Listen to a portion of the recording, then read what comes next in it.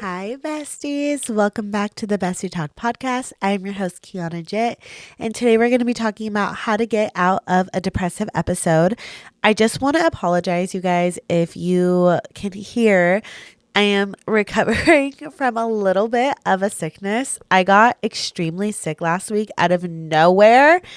And of course, it was like so much congestion. So I apologize if you can still hear it. I am trying really hard to push through. I feel like a 5-year-old with my congested nose. It's been a hot fucking mess, but we're going to push through. We're pushing through today because today's episode is something very near and dear to my heart. How to get out of a depressive episode, just depression in general. Oh my God, you guys, I'm so sorry. Just depression in general, I have struggled with honestly my whole life. I've had it in and out, in middle school, high school, my adult life. Specifically, as of recently, I've really been struggling with depression since the passing of my grandma. I've just been having really deep depressive episodes, and I did a little poll today of what you guys wanted to see, like what do you guys want to hear about, and it was a depressive episode. And I was like, okay, you know what, it sounds like we're all on the same page, so we're gonna do this. I'm gonna show you guys, I'm gonna teach you guys how the fuck I get out of my depressive episodes and what I do and the techniques that I use to help me get out of it. So the first things first is before anything, right? We're in the depressive episode. We're like deep in it. I need you to understand, first of all, that this is a time thing. And I need you to decide how much time am I allowing myself to sulk? Because I'm not going to sit here and tell you guys, oh, just get up, open up the windows, get some fresh air. You'll be fine. No, if you're in a depressive episode, you're going to want to fucking sulk. You're going to want to rot in bed. I've rotted in bed plenty in the past couple of months, but I always make myself have a time frame. Like if I can tell, you immediately know when you're in a depressive episode. You can feel it, you can sense it, you can feel it creeping around the corner. You know what's about to happen. So give yourself a time frame and stick true to your time frame. If like you go past it and you know that there is no way you can get out of this rotting in bed, this just suck and sickening feeling, then you know that you need to seek help outside from friends, family, mental professional, whatever the case may be, right? So make sure you give yourself a time frame, if that's a day, if that's a week, if that's 2 weeks. For me, I normally give myself like a day or two of like literally rotting. When I say I'm rotting, I am rotting in bed. I'm not getting up. I'm in my room. Cupboards are closed. I am in my depressive episode. Nobody fucking talk to me. I'm not going to be a happy camper. I'm not going to be your normal, trying to see the good in everything, Kianna. I'm going to be negative Nancy. You know what I'm getting at? So give yourself a time frame and be an honest time frame. Don't be like, if you're somebody who sulks in bed and usually sulks in bed for like 3 weeks and that's how long it takes, give yourself like an actual, like those 3 weeks, or give yourself 2 weeks, if you're trying to get better. Don't be like, oh my God, I'm going to give myself a day and then try to expect that of yourself, because if that's not who you are, you're low-key setting yourself up for failure. And then when you're already in that depressive episode, you're so sensitive to those things that you're like setting yourself up for failure. You're setting yourself up to be upset with yourself and to make the depressive episode go even longer and even deeper. So be a little bit more realistic with our time frames of how long we are allowing ourselves to rot in bed. I also want you guys to be gentle with yourselves. I want you to give yourself the same grace you would give yourself if you just got like the stomach flu. For me, for example, right? I just got extremely sick. Like literally, you guys, something with me is it takes a lot for me to cancel my day. I will work through a lot, but if I'm going to cancel my day, like bitch, I am sick. I am not feeling good, right? So I give myself the same grace with that, like that I'm sick, I don't feel good, my nose is clogged up, I have a fever, body chills, like the whole nine, right? I give myself that same exact grace for when I am not mentally okay. When I'm having the depressive episode, when I'm not mentally checked in there, I give myself the same exact grace. So I need you to give yourself the same exact grace. But here's the kicker. If you don't give yourself grace when you're sick, then I need you to give yourself the same grace that you would give like your best friend or your mom or whoever the hell is important to you. Give yourself the grace that you give others, but to yourself, especially when it comes to your mental health, because mental health ain't nothing to joke about. Yes, our physical health is something that's very important, right? We want to make sure that we're physically okay, but if you're not mentally okay, that's when it's over. Right? So you need to make sure that you are mentally okay. So give yourself the same exact grace. I also want you, when I say grace, I also want you to understand everything that I talk about today. I don't want you to take it and go run and expect yourself to be able to do every single thing I talk about today like this, like at a drop of a dime. There's no way. It has taken me years to be able to come up with this list and be able to do these things to get myself out of a depressive episode. Like every year I gain a new thing. So do not expect yourself to hear today's episode and then, I learned Kianna's way to get out of a depressive episode. I'm going to do the same exact thing and I'm going to get out. Unfortunately, that's not the case. This is just another tool in your toolbox to help you get yourself out of the depressive episode. This isn't the toolbox. Do you get what I'm saying? So don't put like all your eggs in one basket. Don't expect so much of yourself. Like I said, give yourself grace. Give yourself patience, time. You're okay. I promise. The next thing, this is going to be a little hard, especially if you're currently in the depressive episode. Stop triggering yourself. Stop it. Stop doing whatever you're doing that is putting you in the depressive episode. And by that, I mean everything. Like if you're in a depressive episode because the guy you love isn't leaving his girlfriend and you want him to leave her and he's not leaving her for you, then stop talking to him. Stop texting him, stop calling him, stop following him on social media, stop watching his girlfriend on social media, stop doing the things that are triggering you and that are hurting you. Stop cutting yourself, literally. Okay, not like literally. Like if you're doing that, then seek more mental help.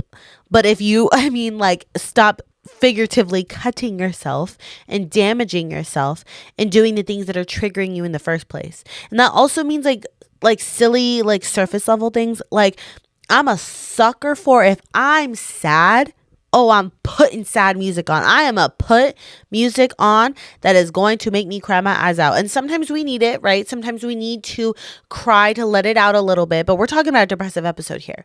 We're talking about we're in it deep, okay? I'm a sucker for that. But no, I'm not going to, if I'm already upset, I'm already depressed, I'm not going to put sad, depressive music on. I'm not going to watch movies or watch TV shows that are going to trigger the fuck out of me. I'm not going to specifically choose to do things that are going to trigger me even more. Like if I'm really triggered about my body issues and like my self-love and like weight and things like that, I've talked about my like body dysmorphia and all of that on the pod before. I'm not going to actively step on a scale and weigh myself, right? I'm not going to do that because I'm going to trigger myself even more. And I know that there's a lot of you guys, because I am the same way, that would do that. That would, past version of us would specifically choose to do the things that are triggering us even more when we're triggered because we're triggered about that thing, right? But the thing is we're trying to get out of the depressive episode. So I need you to stop doing whatever you're doing that is triggering you. And you know exactly what the hell I'm talking about, girl. I know you know. Because right now when you heard that, you're probably like, oh, fuck, she's right. I had to stop fucking doing that. I had to stop watching that damn TV show because it triggers the hell on me. Like one of mine used to be Euphoria. Love Euphoria. But bitch, that shit triggered the hell out of me. That triggered the fuck out of me. It was like high school on steroids for me in a romanticized version. It was like the trigger central, okay? Love Euphoria, but bitch, I gotta stop watching this shit because it was triggering me and it would send me in a spiral. So I know you know what I'm talking about. I know you know the thing that's triggering you that you're continuously doing. Stop doing it. I know it sucks. I wish It didn't. And the same thing goes for like social media, because I am one at like the whole October. I decided I was going to go on a full-blown social media break. The only thing that I was going to post was like bestie talk stuff, and I was only going to be on social media for that. The only social media that I was kind of on was on TikTok, because I feel like I've really built my For You page like brick by brick. It's definitely my safe place. Like, I'm not really triggered on there as much as like Instagram and stuff like that. But other than that, I was like, no social media, because I am working on my mental health. I need to get myself out of this fucking depressive episode. So social media was the first thing I cut out. Instagram was the first thing that I was like, peace, you gotta go. I couldn't delete the app because I run businesses and I run the podcast, right? But I hid that app so far deep into my freaking phone. I don't even know where that thing is still to this day. And it's like the middle of November by the time I'm filming this, okay? And I'm okay. I'm literally okay. I don't need Instagram. Instagram is one of the most triggering, toxic places I've ever been in my freaking life. So social media, like, take all of that stuff that is triggering you, that has gotten you into the depressive episode to begin with. Take it out, eliminate it. We got to get the junk out of there to even get ourselves out of the fucking hole, right? It's like we're down deep in the hole, the depressive episode hole. Okay, you've dug yourself deep. You're like 10 feet down, and then all the things that have triggered you are on top. So talking to that guy, social media, watching those movies, the sad music, the dark room. I mean, all of that, it's just piled on top of you. How in the hell do you think you're going to be able to get yourself out of that 10-foot hole, right? You need to get all the stuff that is buried on top of you out first. Then we can start climbing our way out of the hole. So you need to get rid of all the things that are triggering you. Every single little thing. I know. Got to get it out first. Then we can start building ourselves out. Then we can start actually working on it, right? I want you to ground yourself is the next thing. The next thing, this is what really is like, I think my pivotal moment when I'm getting out of my depressive episode is grounding myself. And I do two different things. Going outside. I know it's very simple. Going outside and just breathing the fresh air. Literally, you don't have to do anything. Bonus points if you can go for a walk. But if you can only fathom going outside, just stepping outside and feeling whatever air on your face, that's okay. Like, that's enough. At least we got you outside. Take your socks off and feel whatever grass or even cement. Okay, because my whole backyard is cemented. Whatever the fuck it is, whatever is underneath you, feel it. I need you to feel everything around you. I need you to close your eyes. I need you to breathe. I need you to hear. Okay, we're going into step 2, and which means we're taking all of our 4 senses. So we're feeling the ground that's underneath us. We're hearing the sounds around us. We're smelling whatever is near us. Okay, and we're closing our eyes. So that is how you're going to be able to completely ground yourself. And understand, when I say ground yourself, I mean feel everything that's around you, and feel how sometimes when you're in a depressive episode, you can feel so small. But sometimes we forget the beauty in that, and the fact that you are so small. This world is so big. And now I don't say like the world, like the city, the whatever. I mean the universe, the galaxies, the stars, the cosmos, the spirit guides, the whole everything. It's so big and it's so beautiful.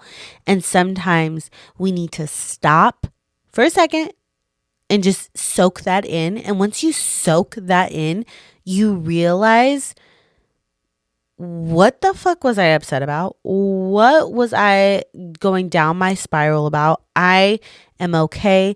I can feel the ground underneath me. I can hear whatever's going on around me. I can smell whatever's going on around me. I can either close my eyes and see everything that I want to see. I can open my eyes and see what's around me and see beauty in it, because I can guarantee you, if you actually tried, you would be able to see the beauty in everything around you. If you actually tried.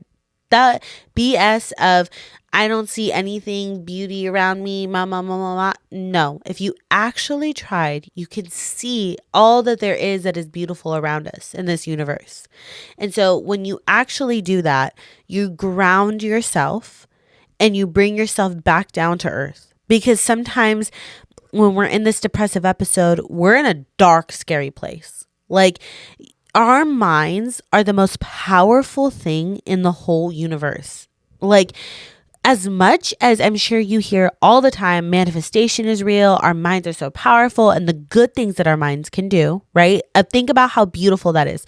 Our minds can just take us from here to there. When we're on mushrooms, or we're doing different things, like our minds are so in depth, and they expand everywhere, right? And they can do amazing, great things, but they can also bring us to places that are really, really dark and scary. They can convince us that things are going to happen that aren't going to happen. They can take us back to a place that is really scary, or was really triggering, or really traumatic, and make you feel like you're back there again. And it's really crazy, genuinely, how big our minds can be. But when you're in that dark and scary place, grounding yourselves brings you back down to where you're supposed to be, brings you back down to the level field.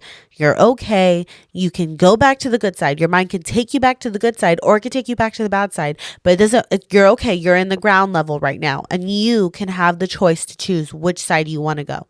You're redoing it. It's a restart button. That grounding technique is a restart button, that everything's going to be okay. We're restarting. You can choose to go back to the scary place, or you can choose to go back to the good place. Make your choice. But regardless, if you go back to the scary place, that's okay, because you can ground yourself again and press the restart button again. It's all going to be okay. Whatever situation you're in, whatever dark, scary, twisted place that you're in your depressive episode, it does not matter. You can press the restart button and things can be okay. You're going to be okay. You can ground yourself. You can calm yourself down. You can do it, because remember how I just said our minds are so powerful. You can do the calming. You can do the grounding. You can do the bringing yourself back down to earth. As much as you took yourself out of it and took yourself into the dark, scary, twisted place, you can bring yourself back. Okay? Remember that when we're talking about your depression and depressive episodes. Next thing I want to do is calling all of your power back. This is very important, because now we're back in the ground level. We're in the playing field. Everything's good. We're like, okay, I can either go back to the scary place, or I can go to the good place. But what am I going to do? The first thing I'm going to do is I'm going to call all of my power back to myself. Every ounce of it. Every single fucking ounce of your power, you're going to call back to yourself. Because the reason why you got into the dark, scary, twisted place was because you let your power go to ego, go to things that triggered you, go to toxic people, and you allowed it to happen. And it all went to the dark, scary, twisted place. But you're going to call it all back right here, right now, okay? I have some affirmations for you guys that I'm going to read. I want you guys to read these, or I want you guys to listen to them. I want you guys to repeat them, write them down in your phone. And the thing is with affirmations is you can create the most amazing affirmations if you just listen to your intuition. And they don't have to be so long and deep. They could simply be, I call all my power back to myself, and write that down in your notes. I promise you it makes the biggest difference. But here are some that I have for you guys today that I say, like, honestly, on a daily fucking basis, especially with my depressive episodes. I immediately call every ounce of my energy that I have ever unwillingly and willingly given others back to its original home, me. My energy and my power belongs to me and no one else, and is constantly working for my higher good. My mental health and my mental illness, my mind and brain, and the way that it works does not define me or make me worthy of anything less than everything. When you're doing this, I want you to also write a letter. You guys hear me talk all the time. Journal, journal, journal. But I want you to write a letter to whatever the hell triggered you in the first place. Whatever it was. It could be something so minuscule, something so tiny. Because sometimes that's what sets it off for me. Oh, child, it'll be the smallest thing. Ooh, and it set me off. I am depressed. I am sad. I am spiraling. I'm just whoop, and I let myself spiral. That is normal. Okay. So I want you to write a letter to whatever it is that sent you down that spiral, or I want you to write a letter to whatever you are triggered about, because usually, right, the thing that made you spiral and the thing that you are triggered about aren't necessarily the same thing. They can kind of correlate, but they're not the same thing. So I want you to write a letter to it, to whatever it is. It could be a person, it could be a situation, it could be a thing, it could be whatever, a feeling. It doesn't matter. Just write a letter. And write, the thing about this, I want you to be fucking nasty. Write whatever you want to write on that damn piece of paper. You can literally write fuck you 100 times. I don't care. You could write whatever it is on this piece of paper, whatever it is, nasty, raunchy. Nobody's ever going to read it. Okay, because I'm going to tell you why. After you write this letter, I want you to either burn it. I want you to flush it down the toilet. I want you to bury it. I want you to do whatever it is that you can do to get rid of this piece of paper. And I don't want to, just throwing in the freaking trash can. No, I want you to literally get rid of it. Whatever it is, tearing it up, cutting it up, burying it in the backyard, burying it in some random park, whatever you want to do, flushing it down the toilet, throwing it in a body of water. It does not matter. Just get rid of this letter. And while you're getting rid of this letter, I want you to repeat the affirmations that I just said, or any other affirmations that you come up with that include, I'm calling my power back to myself. Because the simple fact that you are going to write on this letter whatever you were super triggered about, and you're going to release it all, and then you're literally going to get rid of it. You are signaling to your brain that it no longer exists. It doesn't exist in this universe. It doesn't exist in this world and in your reality. And you are no longer going to be able to be worried about it or sick about it or depressed about it, because it no longer exists. The simple fact that you are getting rid of it is going to help that. So, all of this is going to help call your power back to yourself. And why is calling your power back to yourself so important when getting out of a depressive episode? Because that's what is going to help you get out of that depressive episode. It's what's going to help you get out of that big hole that you dug yourself with the depression and all the things that triggered you. And that power, you need the power to be able to get yourself out of it.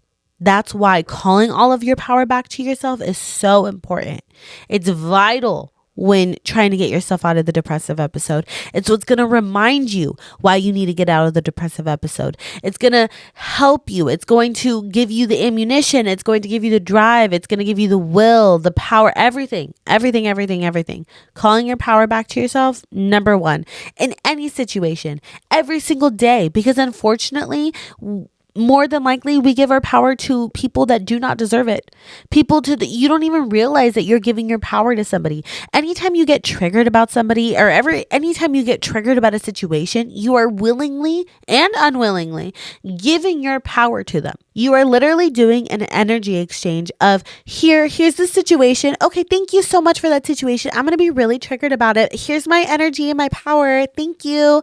And then there you go. So they got your energy and your power, and you got the emotion of being triggered and upset about whatever situation that was. And I'm not going to sit here and tell you don't do that, because that'd be some BS, and that would make me fake and fraud. No, I'm going to tell you what you can do after that happens. Okay, that happened. We're not going to sit and sulk about it, but we're going to take our power back and we're going to call it the fuck back. Okay. So next, we're going to talk about living in the present. Okay. Number one, when depression settles in, we're more than likely fixated, worried, or stressed about something that happened in the past or something that might happen in the future. Either you're worried about it happening in the future, or you're worried, is it going to happen in the future? Like, wanting it to happen or not wanting it to happen, or so focused on what the fuck happened in your life before and how it affected you and the trauma that it caused. And we're so focused on either past or present that we don't even realize the solution to this problem is living in the present. And to live in the present, you need three things. You need to have faith, gratitude, and hope. And I'm going to teach you how to have those, how to practice every single one. Number one, we're going to talk about gratitude. This, I think, is like, you need to have gratitude in every aspect of your life, every single day. To live, honestly, a happy life is to have gratitude for whatever you have right now. It's not about having gratitude about what you had in the past or what you had in the future or what you want in the future. It's not about focusing on either or those. It's about having gratitude about whatever the hell you've got going on in your life right now. Because wherever you are in your life right now, you will not be a year from now. Okay? Period. Does not matter. It doesn't matter where you're at in your life. If you're in a great place or if you're in a shitty place, wherever you're at right now, you will not be in the same place a year from now. So having gratitude about where you're at right now is going to help you so much with living in the present. So I want you guys to practice about things that you're grateful for right now, the things you have right now. So when I say right now, the phone that you're listening to this podcast on, what if you're listening to it with headphones, the headphones that you have, the home that you live in, the roof that's over your head, the blanket that you're cuddling up with, the notebook that I have right here, the microphone that I have, every little thing. I want you to start off something small. Something that I like to do too is I like to pick 5 things that I'm grateful for that day, whatever they could be. And I like to make them like a challenge for myself for it to be different each day. Like, obviously I'm grateful for like my breath, my health, my car, things like that, right? But when you start practicing gratitude on an every single day scale, you realize, and then you're trying to do this whole thing of like, I want it to be different. You realize it kind of gets a little difficult, and you have to start looking in different things and different aspects of your life of what I'm grateful for, especially for things that are present in your life. So I want to challenge you guys, get your notes on your phone. Every single day, 5 things you're grateful for that are in your present life right now. And when you start writing them every single day, you can go back a year from now. A year from now, you can go back December of 2025 and realize every single day you wrote something different. And I can guarantee you'll be able to find something different every single day that you're grateful for, and that is from your present life. That's going to help you start to live more in the present. The next thing is I want you guys to remember and hold on to your faith. Faith in the fact that no matter what, no matter how bad it has gone, no matter how hurt you have made it out before. You've been okay before because you're here right now. You're listening to me. You're living every single day. You've made it out no matter how fucking hard it's gotten. You've made it out. So the faith that has already happened. And there's been 1,000,001 people who have felt pain that you felt, have felt even worse pain, have gone through worse things, and they have made it out. And there's going to be people after you with the same thing. So having faith that no matter what, it's always going to work out. No matter what, you can feel like the world is literally crashing on you. Like you are just at the bottom of the rubble, but doesn't matter because everything's going to work out. And having that faith and understanding truly, and when I say truly, like I need you to remember everything that your parents have been through, everything your friends have been through, everything your favorite influencer, your favorite celebrity, every single thing that those people have been through, they have made it out. Every single thing. So what the hell makes you think that you won't make it out either, right? So you need to have faith that no matter what, everything's going to work out. So you stop constantly worrying about what if it doesn't, right? And that's what helps you live in the present. Our last one, hope. Hope is what keeps your spirit alive, any spirit. Hope is what helps you go on every single day. Every single day when you get up, you have hope. Somewhere deep down, even if you don't feel like you have it, you have a little bit of hope that no matter what, Some's got to give one day. I'm gonna be okay one day. That hope, you may not even realize that it's hope. You may just feel like it's just, oh, I'm just going on with my day. I'm just going on with life. No, it's hope. It's hope that it's going to get better. It's hope that you are going to be okay. It's hope that your financial situation is going to get better. It's hope that your situation with your partner is going to get better. It's hope that you're going to get out of whatever crazy situation, workplace that you're in. You're going to get out of it. Having hope and holding on to it. I know it feels kind of like it's gone. It feels like you're like, girl, no hope. Yes, you do, because you got up today. Because you got up today and you put your clothes on and you brush your teeth and you were able to get out of bed and you went to work or you did whatever you did today. But just hold on to hope a little bit longer. Because I promise you, I hate when people tell me this when I'm depressed and I'm trying to get out of my fucking episode. But it's going to get better. I'm sorry. I know. I hate that bullshit. When you're like, really? You're sitting there like depressed as hell. But it is going to get better. So just hold on to hope a little bit longer and live in the present. Because once you live in the present and you understand that you're exactly where you need to be right now, I promise you, the depression starts to ease a little bit. You start to feel the tension kind of ease up a little bit. Your shoulders kind of ease up a little and you're okay. And you start to get a little bit back to how you normally feel and your normal coping mechanisms and all of that.